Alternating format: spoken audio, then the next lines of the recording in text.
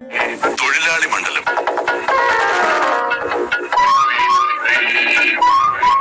തൊഴിലാളി മണ്ഡലത്തിൽ ഇന്ന് തൊഴിൽജന്യ രോഗങ്ങളും തൊഴിലിടങ്ങളിലെ സുരക്ഷയും ഈ വിഷയത്തെക്കുറിച്ച് ഫാക്ടറീസ് ആൻഡ് ബോയിലേഴ്സ് വകുപ്പ് ഡയറക്ടർ പി പ്രമോദുമായുള്ള അഭിമുഖത്തിന്റെ അവസാന ഭാഗം. സാർ പറഞ്ഞപ്പോ പല മേഖലകളിലും കയർ വ്യവസായ മേഖലയിലാണെങ്കിലും ഏതൊരു മേഖല എടുത്ത് നോക്കിയാൽ നമുക്കറിയാം വളരെ സാധാരണക്കാരാണ് ഈ മേഖലകളിലെല്ലാം ജോലി ചെയ്യുന്നത്. അതുകൊണ്ട് തന്നെ അവർക്ക് ഇതിനെക്കുറിച്ചുള്ള അവബോധം വളരെ കുറവാണ്.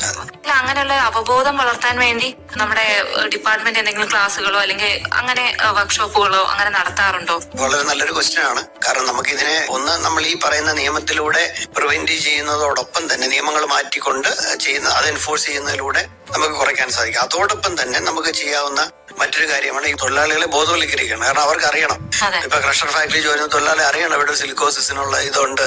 പക്ഷെ നിലവിൽ അവർക്ക് വലിയ അറിവില്ല എന്നുള്ളതാണ് ഞങ്ങൾ മനസ്സിലായത്. ഇപ്പൊ വകുപ്പ് രണ്ട് രീതിയിലാണ് ഇതിന്റെ ബോധവൽക്കരണം നടത്തുന്നത്. ഒന്ന്, നമ്മള് മേഖല അടിസ്ഥാനത്തിൽ തന്നെ ഇപ്പൊ നമ്മൾ ഓരോ ഡിവിഷനിലും തന്നെ വളരെ സൗജന്യമായിട്ട് തന്നെ തൊഴിലാളികളെ ഓരോ മേഖല തിരിച്ച് ഇപ്പൊ ക്രഷർ ഫാക്ടറി തൊഴിലാളി അല്ലെങ്കിൽ കശുവണ്ടി ഫാക്ടറി തൊഴിലാളി അല്ലെങ്കിൽ കയർ ഫാക്ടറി തൊഴിലാളി ഇവരെ എല്ലാവരെയും ഒരു സ്ഥലത്ത് മൊബിലൈസ് ചെയ്തിട്ട് ആ ഫാക്ടറികളിൽ ഉണ്ടാകാവുന്ന തൊഴിലപകടങ്ങൾ എന്തൊക്കെയാണ്, അതോടൊപ്പം തൊഴിൽജന്യ രോഗങ്ങൾക്ക് എന്തൊക്കെ സാധ്യതയുണ്ട്, അപ്പൊ അതിനു വേണ്ടിയിട്ടുള്ള ഞങ്ങളുടെ തന്നെ ഓഫീസേഴ്സും അതുപോലെ ഡോക്ടേഴ്സും ഒക്കെ എല്ലാവരുടെയും സഹായത്തോടെയാണ് ഈ അവബോധം ഏകദിന പരിശീലന പരിപാടി നമ്മൾ സംഘടിപ്പിക്കുന്നത്. അതുകൂടാതെ ഇപ്പൊ നമ്മൾ ഇങ്ങനെയുള്ള മേഖലാ തലത്തിൽ നടത്തുമ്പോൾ പലപ്പോഴും ഫാക്ടറി മാനേജ്മെന്റ് ഏറ്റവും ടോപ്പിലിരിക്കുന്ന സൂപ്പർവൈസറോ അല്ലെങ്കിൽ മാനേജറോ അല്ലെങ്കിൽ ഇച്ചിരി താഴോട്ടുള്ള ലെവലിലുള്ള ആൾക്കാരെ വിടുകയുള്ളൂ. പക്ഷെ യഥാർത്ഥ തൊഴിലാളികളെ പലപ്പോഴും ഇങ്ങനെയുള്ള പരിശീലന പരിപാടികളിലേക്ക് അവര് വിടാൻ വിമുഖത കാണിക്കാറുണ്ട്.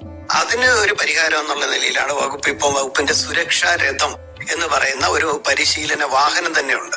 ഇത് നമ്മള് ഫാക്ടറിയുടെ പ്രിമിസസിനകത്തേക്ക് ചെല്ലുകയാണ്. ഫാക്ടറിയിലെ ഉടമ തന്നെ, കാരണം ഫാക്ടറി നിയമത്തിൽ തന്നെ പറയുന്നുണ്ട് ഫാക്ടറിയിലെ തൊഴിലാളികളുടെ അവകാശമാണ് അവർക്ക് ആവശ്യമായ ട്രെയിനിങ് കിട്ടുക എന്നുള്ളത്, ലീഗൽ റൈറ്റ് ആണ്. അപ്പൊ അത് പ്രകാരം അത് കൊടുക്കേണ്ട ഉത്തരവാദിത്വം ഫാക്ടറി ഉടമയ്ക്കുണ്ട്. അപ്പൊ ഫാക്ടറി ഉടമയോട് നമ്മൾ പറയും ഞങ്ങളുടെ ഇങ്ങനെ ഒരു വണ്ടി വരുന്നുണ്ട്, അപ്പൊ നിങ്ങൾ ആവശ്യമായിട്ടുള്ള പരിശീലനം തൊഴിലാളികൾക്ക് കൊടുക്കണം. അപ്പൊ അങ്ങനെ വരുമ്പം അവർക്ക് ആ താഴെക്കിടയിലുള്ള തൊഴിലാളികളെ സ്പെയർ ചെയ്യാൻ പറ്റും. അവരെ ഇതിനകത്തേക്ക് വണ്ടിയിൽ വന്നാൽ AC വണ്ടിയാണ്, 30 പേർക്ക് ഇരിക്കാം.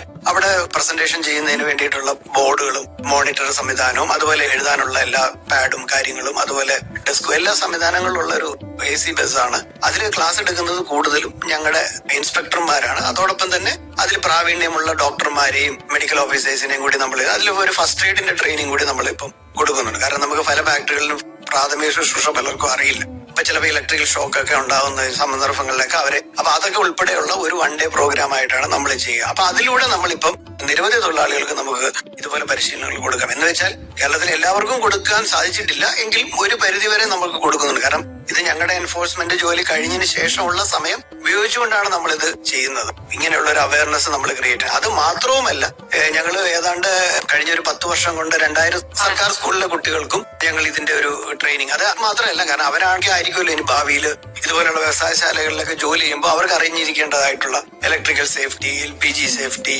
അതുപോലെ ഫയർ സേഫ്റ്റി, അതുപോലെ ഒരു ഫസ്റ്റ് എയ്ഡ് എങ്ങനെ ചെയ്യണം, അങ്ങനെയുള്ള കാര്യങ്ങളൊക്കെ കുറിച്ചുള്ള ട്രെയിനിങ് കൂടി നമ്മൾ വളരെ സൗജന്യമായിട്ട് കൂടി അത് നമ്മുടെ ഒരു സോഷ്യൽ റെസ്പോൺസിബിലിറ്റിയുടെ ഭാഗമായി അതിലൂടെ നമ്മൾ ഭാവിയിൽ നമുക്ക് ഒരു സുരക്ഷിത സംസ്കാരം എല്ലാവരിലും രൂപപ്പെടുത്തി കൊണ്ടുവന്നു കഴിഞ്ഞാൽ നമുക്ക് അപകടങ്ങൾ ധാരാളം കുറയ്ക്കാൻ പറ്റും. കാരണം നമുക്കറിയാം ഐക്യരാഷ്ട്രസഭയുടെ സസ്റ്റൈനബിൾ ഡെവലപ്മെന്റ് ഗോൾ 2030 ലക്ഷ്യമിടുന്ന ഗോൾ 8.8 ലക്ഷ്യമിടുന്നത് തൊഴിലിന്റെ രോഗങ്ങളും തൊഴിലപകടങ്ങളും പരമാവധി കുറച്ചു കൊണ്ടുവരിക എന്നുള്ള. അപ്പൊ ആ ലക്ഷ്യം മുൻനിർത്തിക്കൊണ്ടാണ് നമുക്ക് സമൂഹത്തെ മൊത്തത്തില് പരിശീലനം നൽകിക്കൊണ്ട് ഈ അവബോധം സൃഷ്ടിച്ചുകൊണ്ടുള്ള പ്രവർത്തനങ്ങൾ വകുപ്പ് ചെയ്തു വരുന്നത് ചെയ്യും. സാർ പല കാര്യങ്ങൾ ഇങ്ങനെ പറഞ്ഞു വന്നു. അതിൽ തന്നെ നമുക്ക് ആക്ച്വലി ഇപ്പൊ ഒരു വ്യാവസായിക സംരംഭം സ്റ്റാർട്ട് ചെയ്യുന്ന ഒരാളെ സംബന്ധിച്ച് നമുക്ക് ബെനിഫിറ്റ് ഉണ്ടാക്കുക എന്നുള്ള മീൻസ് പ്രോഫിറ്റ് മാക്സിമം ഉണ്ടാക്കുക എന്നുള്ള ഒരു കാര്യം ഒരു വശത്തുണ്ട്. പിന്നെ ഈ സേഫ്റ്റി എന്ന് വരുമ്പോൾ കുറച്ചൊക്കെ പൈസ അതിലേക്ക് സ്പെൻഡ് ചെയ്ത് നമ്മൾ ഇപ്പം പ്രൊട്ടക്ഷന് വേണ്ടി പ്രൊട്ടക്ഷൻ ഗിയറുകൾ അങ്ങനെ കുറെ കാര്യങ്ങൾ കൊടുക്കേണ്ടി വരുമല്ലോ. അപ്പൊ ഇതൊക്കെ നമ്മുടെ കേരളത്തിൽ എത്രത്തോളമാണ് ബാലൻസ് ചെയ്ത് ഒരു തൊഴിലുടമ ചെയ്യുന്നതായിട്ട് സാറിന് തോന്നുന്നത്?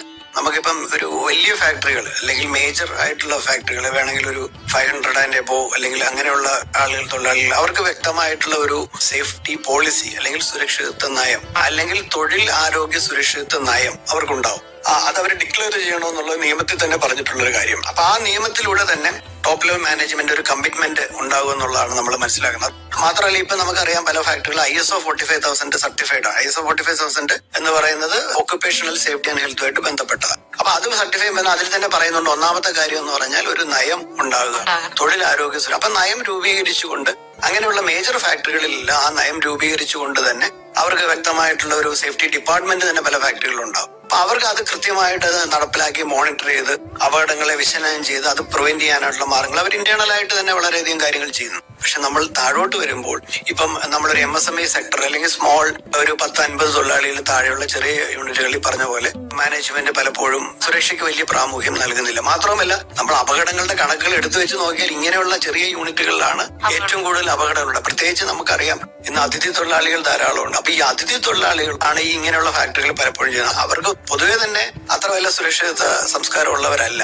അപ്പം പൊതുവെ ഈ മാനേജ്മെന്റ് അത് ആഗ്രഹിക്കുന്നുമില്ല. മാനേജ്മെന്റ് അവർക്ക് ഇത്ര ടൈമിനുള്ളിൽ ഇത്ര ക്വാണ്ടിറ്റി ഉണ്ടാക്കുക എന്നുള്ളതാണ് അവരുടെ ലക്ഷ്യം. അതുകൊണ്ട് അവരെങ്ങനെ വേണമെങ്കിലും ചെയ്തോട്ടെ, കാരണം അവർക്ക് റേറ്റിൽ കൊടുത്തിരിക്കുകയാണ്. എത്ര ക്വാണ്ടിറ്റി തീരുമ്പോൾ പൈസ കൊടുക്കും. ഇയാള് പേഴ്സണൽ പ്രൊട്ടക്റ്റീവ് എക്യുപ്മെന്റ് ഉപയോഗിച്ചിട്ടുണ്ടോ, ആ തൊഴിലാളികൾ അവര് മാസ്ക് ധരിച്ചിട്ടുണ്ടോ എന്നുള്ളതൊന്നും അവരുടെ വിഷയമേ അല്ല. ആ രീതിയിലാണ് ചെറുകിട ഫാക്ടറികൾ പലപ്പോഴും കാണുന്നത്. അതിനിപ്പം ഒരു മാറ്റം നമ്മൾ കൊണ്ടുവരികയാണ്. കാരണം നമുക്കറിയാം കേരളത്തിൽ അതിഥി തൊഴിലാളികളാണല്ലോ. പക്ഷെ ഇവർക്കൊരു ഗ്രീവൻസ് തരാനായിട്ടുള്ള ഒരു പ്ലാറ്റ്ഫോം ഇന്ന് നിലവിലില്ല. അപ്പൊ അത് നമ്മൾ പരിഹരിക്കുന്നതിന് വേണ്ടിയിട്ട് വകുപ്പ് തന്നെ ഒരു ആപ്ലിക്കേഷൻ എന്ന് പറഞ്ഞു കഴിഞ്ഞാൽ നമുക്കറിയാം അവർക്ക് ചിലപ്പോൾ എഴുതാൻ അറിയില്ല, വായിക്കാനും അറിയില്ല, സംസാരിക്കാൻ മാത്രമേ അവർക്ക് പലപ്പോഴും അറിയാവുള്ളൂ. അവര് ജസ്റ്റ് ഈ ആപ്പിലൂടെ സംസാരിച്ചു കഴിഞ്ഞാൽ അത് അവരുടെ ഏത് ലാംഗ്വേജ്, അത് ഒറിയ ആയിക്കോട്ടെ, അസാമി ആയിക്കോട്ടെ, ബംഗാളി ആയിക്കോട്ടെ, ആരാണെങ്കിലും അവരുടെ ലാംഗ്വേജ് സംസാരിച്ചു കഴിഞ്ഞാൽ അത് മലയാളത്തിലേക്കോ ഇംഗ്ലീഷിലേക്കോ ഞങ്ങൾക്ക് കൺവേർട്ട് ചെയ്ത് അയാൾ എന്താണ് ഉദ്ദേശിക്കുന്നത്, ആ പരാതി എന്താണ് എന്ന് വിശകലനം ചെയ്ത് നമുക്ക് പരിശോധന നടത്തി നോർമലായിട്ട് പരാതിയിൽ അന്വേഷണം നടത്തി നമുക്ക് അതിനടുത്ത നടപടികൾ സ്വീകരിക്കാനായിട്ട് സാധിക്കും. അപ്പൊ ആ ഒരു സംവിധാനം ഇപ്പൊ നമ്മൾ ചെയ്തു വരുന്നുണ്ട്.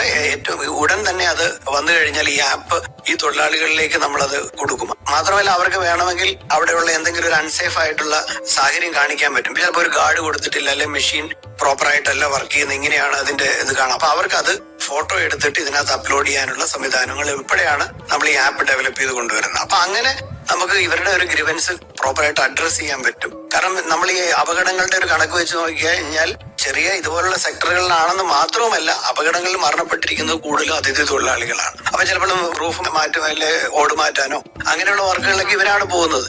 ഇവരും സേഫ്റ്റി ബെൽറ്റോ ഫുൾ ബോഡി ഹാർനസോ ഒന്നും ധരിക്കുന്നില്ല, ആരും ഇൻസിസ്റ്റ് ചെയ്യുന്നില്ല. അപ്പൊ അങ്ങനെയുള്ള സംഭവത്തിലൊക്കെ അവർക്ക് ഇതിനെപ്പറ്റി ഒരു അവബോധം ഉണ്ടാകുന്നില്ല.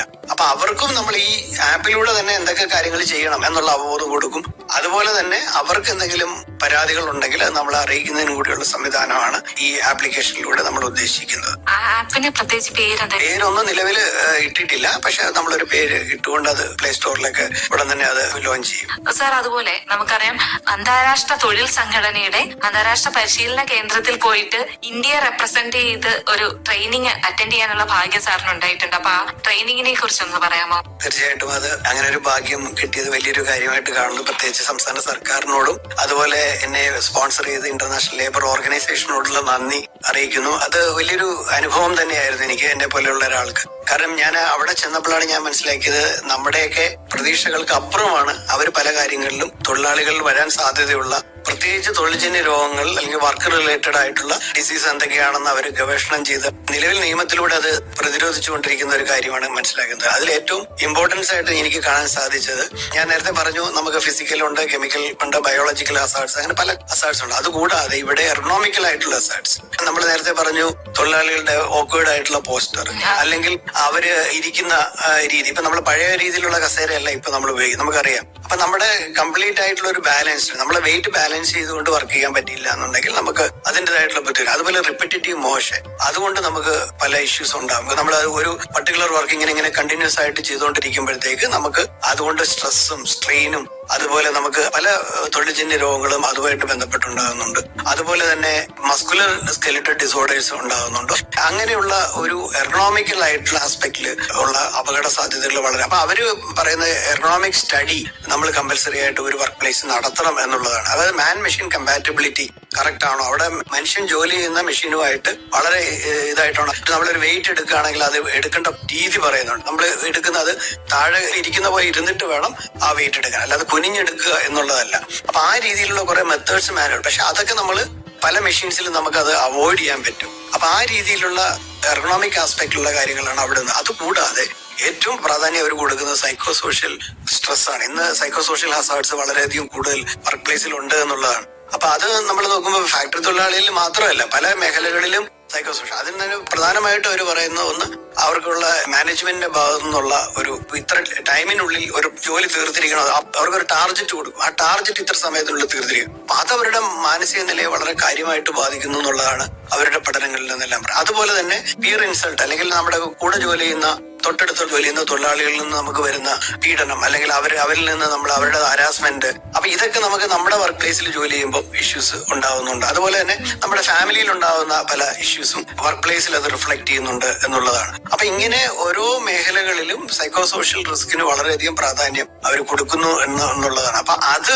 റിലീസ് ചെയ്യുന്നതിന് വേണ്ടിയിട്ടുള്ള മാർഗങ്ങൾ തന്നെ ഒരു ഉടമ സ്വീകരിക്കേണ്ടതായിട്ടുണ്ട്. ഉടമ സ്വീകരിക്കാതെ അവിടെ ഒരു അപകടം ഉണ്ടായി കഴിഞ്ഞാൽ അതിന് തന്നെ അവർ ലയബിൾ ആകുന്ന രീതിയിലേക്കുള്ള നിയമങ്ങൾ വരെ യൂറോപ്യൻ കൺട്രീസ് ഇപ്പോൾ ഓൾറെഡി ചെയ്തു കഴിഞ്ഞിരിക്കുന്നു എന്നുള്ളതാണ്. അതുപോലെ മാത്രവുമല്ല, ഈ എർഗണോമിക് ഹസാർഡ്സിലുള്ള അസസ്മെന്റ് ചെയ്യാനുള്ള കാൽക്കുലേഷൻ മെത്തേഡ്സ് വരെ അവരുടെ കയ്യിലുണ്ട്. ആ രീതിയിൽ നമുക്ക് ഏത് വർക്ക് പ്ലേസസ് വേണമെങ്കിലും, മാത്രമല്ല സോഫ്റ്റ്വെയർസ് തന്നെ അവർ ഡെവലപ്പ് ചെയ്ത് കഴിഞ്ഞു. ഒരു മൾട്ടി വീഡിയോ അനാലിസിസ് എന്ന് പറയുന്ന ഒരു സോഫ്റ്റ്, അത് വെച്ചിട്ടും, അല്ലെങ്കിൽ rapid upper limb assessment study, അതുപോലെ REBA rapid entire body assessment study, ഇതെല്ലാം ഒരു വർക്ക് പ്ലേസിലെ തൊഴിലാളി ജോലി ചെയ്യുമ്പോൾ തന്നെ ക്യാമറയുടെ സഹായത്തോടെ എടുത്തിട്ട് അയാൾ ചെയ്യുന്ന പോസ്റ്ററുകളിലും അവൾ ചെയ്യുന്ന ആ വർക്കിലും ഒക്കെ എന്തെങ്കിലും ഇൻകമ്പാറ്റബിലിറ്റി ഉണ്ടോ എന്ന് കണ്ടെത്തിയിട്ട് അത് പരിഹരിക്കാനും, ചിലപ്പം നമ്മൾ വർക്ക് ചെയ്യുന്ന നമ്മുടെ ഹൈറ്റ് വളരെ കുറവായിരിക്കും, വർക്ക് പ്ലേസിന്റെ ഹൈറ്റ് കൂടുതലായിരിക്കും, അത് വേറൊരാൾക്ക് വേണ്ടിയിട്ടായിരിക്കും അത് ഡിസൈൻ ചെയ്യുന്നത്. അപ്പൊ അവിടെയുള്ള കൺട്രീസിലൊക്കെ ചെയ്യുന്ന ആ ചെയ്യുന്ന ബെഞ്ച് തന്നെ നമുക്ക് അങ്ങോട്ടും ഇങ്ങോട്ടും തന്നെ മാറ്റാവുന്നതാണ്. അതുപോലെ ചിലപ്പം ഒരു ഡ്രില്ലിംഗ് മെഷീനോ അല്ലെങ്കിൽ അതിൽ നിന്ന് എടുത്ത് അങ്ങോട്ട് മാറ്റണമെന്നുണ്ടെങ്കിൽ അത് ന്യൂമാറ്റിക് ആയിട്ട് തന്നെ ക്യാപ്ചർ ചെയ്ത് നമ്മൾ കയ്യിലെടുത്താലും വെയിറ്റ് താങ്ങണ്ട. അപ്പൊ അത് ആ ന്യൂമാറ്റിക് ആയിട്ട് തന്നെ ക്യാപ്ചർ ചെയ്ത് മറ്റു സ്ഥലങ്ങളിലേക്ക് വെക്കുക. അപ്പൊ ഞാനത് ഒരു ഫാക്ടറി വിസിറ്റിന്റെ ഭാഗമായിട്ട് പോയപ്പോൾ തന്നെ അത് കാണാൻ സാധിച്ചു. അപ്പൊ അത്രത്തോളം അഡ്വാൻസ്ഡ് ആണ്. അപ്പൊ ആ മെഷീൻ ഡിസൈൻ ചെയ്യുമ്പോൾ അതിൽ നമ്മൾ ചെയ്യേണ്ടത്, ഇന്ത്യയിൽ നിർമ്മിക്കുന്ന മെഷീൻസ് ആണെങ്കിൽ നമ്മൾ അത് ഇൻബിൽട്ട് ആയിട്ട് തന്നെ ഇതിന്റെ സേഫ്റ്റി ഫീച്ചേഴ്സും എർഗണോമിക് ഫീച്ചേഴ്സും എല്ലാം അതിനകത്ത് ഇൻബിൽട്ട് ആയിട്ട് തന്നെ ഉണ്ടാകണം. അതിന്റെ ഡിസൈനിൽ തന്നെ ചെയ്യുകയാണെന്നുണ്ടെങ്കിൽ നമുക്ക് പിന്നീട് നമുക്ക് അതിന്റെ ഇഷ്യൂസ് ഉണ്ടാകില്ല. അതൊരു നിയമത്തിലൂടെ തന്നെ കുറച്ചുകൂടി കർക്കശമായിട്ട് കൊണ്ടുവരികയാണെങ്കിൽ പൂർണ്ണമായിട്ട് നമുക്ക് ഇതുപോലുള്ള അപകടങ്ങൾ കുറച്ചു കൊണ്ടുവരാൻ സാധിക്കും. അപ്പോൾ തീർച്ചയായിട്ടും വിദേശ രാജ്യങ്ങളിൽ പോലെ അല്ലെങ്കിൽ ILO തന്നെ കൊടുക്കുന്ന എർഗണോമിക് റിസ്ക്കും അതുപോലെ സൈക്കോ സോഷ്യൽ റിസ്കിനും കൂടി പ്രാധാന്യം ഇന്ത്യ പോലെയുള്ള രാജ്യങ്ങളും കൊടുക്കേണ്ടതായിട്ടുണ്ട് എന്നുള്ളതാണ് ഞാൻ അതിൽ നിന്ന് മനസ്സിലാക്കുന്നത്. സാർ, അതുപോലെ ഇപ്പം കുറെ കാര്യങ്ങൾ പറഞ്ഞു, അതിനൊപ്പം തന്നെ ഓട്ടോമേഷന്റെ കാര്യം, ഇത് എത്രത്തോളം സുരക്ഷ ഉറപ്പാക്കാൻ സഹായിക്കും? അതിനുള്ള ഒരു ഉദാഹരണം എന്തെങ്കിലും കൂടി പറയാമോ? തീർച്ചയായിട്ടും. ഓട്ടോമേഷൻ എന്ന് പറയുന്നത് ഇപ്പൊ നമുക്ക് അറിയാം, ഇപ്പൊ നമ്മുടെ ഓട്ടോമൊബൈൽ മേഖല എടുക്കുകയാണെങ്കിൽ നമുക്ക് ഇന്ന് മുഴുവൻ റോബോട്ടിക്സ് ആണ്. പക്ഷെ ഇതിനകത്ത് ഉള്ളൊരു പ്രശ്നങ്ങൾ എന്ന് പറയുന്നത് അതിന്റെ റോബോട്ടിക്സിന്റെ ഒരു വർക്കിലും ആ റോബോട്ടിക്സ് കംപ്ലീറ്റ് ആയിട്ട് നമ്മൾ പ്രോഗ്രാം ചെയ്ത് കൊടുത്തു കഴിഞ്ഞാൽ അതെല്ലാം ചെയ്തതെല്ലാം കറക്റ്റ് ആയിട്ട് അതിനൊരു ഏരിയ ഉണ്ട്. പക്ഷെ പലപ്പോഴും നമ്മളിപ്പോ കണ്ടിരിക്കുന്നത്, നമ്മൾ ഈ അടുത്ത സമയത്ത് തന്നെ പത്രങ്ങളിൽ വായിച്ചിട്ടുണ്ട്, ചെന്നൈയിൽ തന്നെ ഒരു ഓട്ടോമൊബൈൽ മാനുഫാക്ചറിംഗ് യൂണിറ്റിൽ റോബോട്ടിക്സിന്റെ മാനുഫാക്ചർ മൂലം ഒരു തൊഴിലാളിനെ ഞെരിച്ചു മരണപ്പെടുകയുണ്ടായി. ഈ ടെക്നോളജി നമ്മൾ പുതുതായിട്ട് കൊണ്ടുവരുമ്പോഴും അതിന്റെ അപകട സാധ്യത കൂടി നമ്മളിത് മനസ്സിലാക്കണം. അപ്പൊ അങ്ങനെയുള്ള രീതിയിലുള്ള കൂടുതലായിട്ട് നിയമങ്ങൾ കൂടി വരണമെന്നുള്ളതാണ് എനിക്ക് തോന്നുന്നത്. കാരണം നമ്മൾ ഓട്ടോമേഷൻ പല മേഖലകളിലും വരുന്നുണ്ട്. ഓട്ടോമേഷൻ വരുമ്പോഴത്തേക്ക് നമുക്ക് തൊഴിൽ സാധ്യതകൾ ഇല്ലാതാകുന്നതല്ല, പക്ഷെ അതിനെ കൂടുതൽ നമുക്ക് പ്രൊഡക്ഷൻ കൂട്ടാൻ പറ്റും, കൂടുതൽ കപ്പാസിറ്റി നമുക്ക് വർദ്ധിപ്പിക്കാൻ പറ്റും. പക്ഷെ അതേസമയം തന്നെ അവിടെ നിലവിലുള്ള മിനിമം ഉള്ള തൊഴിലാളികളുടെ സുരക്ഷിതത്വം കൂടി നമ്മൾ മനസ്സിലാക്കേണ്ടതായിട്ടുണ്ട്. അത് വരാതിരിക്കാനായിട്ടുള്ള സംവിധാനങ്ങൾ കൂടി ഇതിനകത്തുണ്ടോ എന്നുള്ളതും അത് ഇൻകോപ്പറേറ്റ് ചെയ്തിട്ടുണ്ടോ എന്നുള്ള പരിശോധിക്കാനുള്ള സംവിധാനങ്ങളിലൂടെ പുതിയ നിയമത്തിലൂടെ കൊണ്ടുവന്നെങ്കിൽ മാത്രമേ ഇങ്ങനെയുള്ള അപകടങ്ങൾ കൂടി നമുക്ക് ഇല്ലാതാക്കാൻ സാധിക്കൂ. സാർ, ഇപ്പൊ ഒരുപാട് കാര്യങ്ങൾ പറഞ്ഞു. എനിക്ക് തോന്നുന്നു നമ്മുടെ സമയം ഏതാണ്ട് അവസാനിക്കാറായി. അപ്പൊ സാറിന് നമ്മുടെ തൊഴിലുടമകളോടും തൊഴിലാളികളോടും എല്ലാവരോടുമായിട്ട് കോമൺ ആയിട്ട് പറയാനുള്ള കാര്യം എന്താ? നമ്മള് ഇതിൽ സർക്കാർ മാത്രം വിചാരിച്ചുകൊണ്ട് നമുക്ക് ഈ പറഞ്ഞ തൊഴിൽജന്യ രോഗങ്ങളും തൊഴിൽ അപകടങ്ങളും ഇല്ലാതാക്കാൻ പറ്റില്ല. നമുക്കിവിടെ വേണ്ടത് എല്ലാവരുടെയും യോജിച്ച ഒരു പ്രവർത്തനമാണ്. അതായത് തൊഴിലാളി യൂണിയനുകളുടെ സഹകരണം വേണം. അതുപോലെ തന്നെ മാനേജ്മെന്റിന്റെ സംഘടനകളുടെ ഒരു സഹകരണം വേണം. കാരണം മാനേജ്മെന്റിന് ഒരു കമ്മിറ്റ്മെന്റ് ഉണ്ടാകും. അവിടെ നിന്നാണ് അവരുടെ ടോപ്പ് ലെവൽ മാനേജ്മെന്റ് പറയണം, ഞാൻ എന്റെ തൊഴിലാളിക്ക് വേണ്ടി ഇന്നതൊക്കെ ചെയ്യും, ഇവിടെ അപകടം വരാതെ ഞാൻ നോക്കും, അതിനുവേണ്ടി ഞാൻ ഇന്നത് ചെയ്യാൻ ബാധ്യസ്ഥനാണ് എന്നുള്ളൊരു ബോധം അവിടെ ഉണ്ടാകണം. അതുപോലെ തൊഴിലാളി യൂണിയൻ നേതാക്കൾ അവരുടെ തൊഴിലാളികളോട് പറയണം, നിങ്ങൾക്ക് തന്നിരിക്കുന്ന ഉപകരണങ്ങൾ കൃത്യമായിട്ട് ഉപയോഗിക്കണം. അവിടെ എന്തെങ്കിലും തൊഴിൽ അപകട സാധ്യത ഉണ്ടെങ്കിൽ അത് നമ്മൾ കൃത്യമായിട്ട് അവിടെ ബന്ധപ്പെട്ട അധികാരികളെ അറിയിക്കണം. അങ്ങനെയുള്ളൊരു ഡയറക്ഷൻ അവരുടെ ഭാഗത്തുനിന്ന് ഉണ്ടാകണം. അതുപോലെ തന്നെ നമ്മുടെ ഭാഗത്തുനിന്നുള്ള ഡിപ്പാർട്ട്മെന്റ് അതിലെ പരിശോധിക്കുന്ന ഇൻസ്പെക്ടർമാര് കൃത്യമായിട്ടൊരു പ്രൊഫഷണൽ ആയിട്ടുള്ള ഒരു കാഴ്ചപ്പാട് എപ്പോഴും ഉണ്ടാകണം. അവിടെ പോയി ഓരോ മെഷീൻസും വളരെ കൃത്യമായിട്ട് നോക്കി ഇതിൽ എന്തൊക്കെ അപകട സാധ്യതകൾ വരാൻ സാധ്യതയുണ്ട് എന്നുള്ളത് കൃത്യമായ ഒരു നിരീക്ഷണം അവർ നടത്തി അതിനാവശ്യമായിട്ടുള്ള നിർദ്ദേശങ്ങൾ റിട്ടേൺ ആയിട്ട് വേണമെങ്കിൽ റിട്ടേൺ ആയിട്ട് അല്ലെങ്കിൽ ഓറൽ ആയിട്ടാണെങ്കിൽ അവരെ കൊടുത്ത് അവരെ ബോധ്യപ്പെടുത്തി ഇതിന്റെ അപകട സാധ്യതകളൊക്കെ പറഞ്ഞ് മനസ്സിലാക്കി അത് ചെയ്യിപ്പിക്കുകയാണെന്നുണ്ടെങ്കിൽ ഇങ്ങനെ ഒരു കൂട്ടായ ശ്രമത്തിലൂടെ നമുക്ക് തീർച്ചയായിട്ടും ഐക്യരാഷ്ട്രസഭയുടെ സസ്റ്റൈനബിൾ ഡെവലപ്മെന്റ് ഗോളിലെ 2030 ലക്ഷ്യമിടുന്ന പോലെയുള്ള തൊഴിൽ അപകടങ്ങളും തൊഴിൽജന്യ രോഗങ്ങളും കുറച്ചു കൊണ്ടുവരാനുള്ള എല്ലാ സാധ്യതകളും ഉണ്ട് എന്നുള്ളതാണ് ഒരു വകുപ്പിന്റെ തലവൻ എന്നുള്ള നിലയിൽ ഞാൻ മനസ്സിലാക്കുന്നത്. Thank you sir. ഒരുപാട് തിരക്കിനിടയിൽ നമ്മുടെ സ്റ്റുഡിയോയിൽ വന്ന് ഒരുപാട് കാര്യങ്ങൾ നമുക്ക് പറഞ്ഞു തന്നു. അതിന് എല്ലാം പ്രത്യേകം നന്ദി അറിയിക്കാൻ താങ്ക് യു സോ മച്ച്. ശരി, നന്ദി. തൊഴിലാളി മണ്ഡലത്തിൽ ഇതുവരെ കേട്ടത് തൊഴിൽജന്യ രോഗങ്ങളും തൊഴിലിടങ്ങളിലെ സുരക്ഷയും. ഈ വിഷയത്തെക്കുറിച്ച് ഫാക്ടറീസ് ആൻഡ് ബോയിലേഴ്സ് വകുപ്പ് ഡയറക്ടർ പി പ്രമോദുമായി സെവിൽ ജുഹാൻ നടത്തിയ അഭിമുഖത്തിന്റെ അവസാന ഭാഗം. നിർവഹണ സഹായം സുനിത ആനന്ദ്.